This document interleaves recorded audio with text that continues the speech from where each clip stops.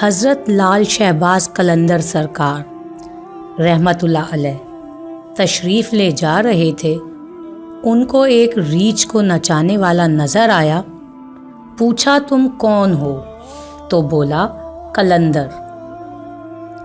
اس دور میں ریچھ نچانے والے کو بھی قلندر کہا کرتے تھے۔ آپ رحمت اللہ علیہ بے اختیار مسکرا دیے۔ یہ بات اس ریچھ والے کو پسند نہیں آئی۔ کہنے لگا آپ کون ہیں؟ فرمایا میں بھی قلندر ہوں۔ کہنے لگا آپ کیسے قلندر ہیں؟ نہ آپ کے پاس ریچھ نہ ڈگڈگی تو تماشا کیسے دکھائیں گے؟ فرمایا پہلے تم دکھاؤ پھر میں دکھاتا ہوں۔ ریچھ والے نے ڈگڈگی بجائی اور ریچھ کھڑا ہو کر ناچنے لگا۔ اس نے کہا اب آپ کی باری۔ حضرت لال شہباز قلندر رحمت اللہ علیہ 2 درختوں کی ٹہنیوں پر کھڑے ہو گئے اور فرمایا نیچے سے گزر جاؤ، مگر یاد رکھنا آگے جانا مگر واپس کبھی مت آنا۔ جیسے ہی وہ نیچے سے گزرا ماحول ہی بدل گیا۔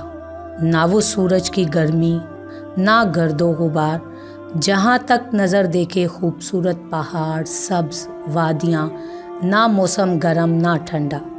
ابھی اسی سوچ میں تھا کہ دیکھا ایک عظیم لشکر سپاہیوں کا گھوڑوں پر سوار تیزی سے اس کی طرف بڑھ رہا ہے۔ وہ گھبرا گیا کہ آج تو جان گئی۔ اس کے پاس پہنچ کر لشکر رکا اور سپہ سالار آگے بڑھا۔ سپہ سالار بولا بادشاہ سلامت، آپ کہاں غائب ہو گئے تھے؟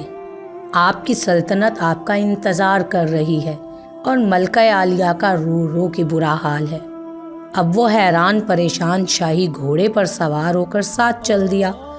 جب محل میں پہنچا تو عظیم الشان عمارت دیکھ کر حیران رہ گیا۔ اندر داخل ہوا تو خوبصورت ملکہ گلا شکوہ کرتی لپٹ گئی۔ کہاں رہ گئے تھے آپ؟ سب بھول کر نہا دھو کے شاہی پوشاک پہن کر وہ تخت پر بیٹھ گیا۔ سالوں گزر گئے، بچے ہوئے، پھر شہزادے بڑے ہو گئے،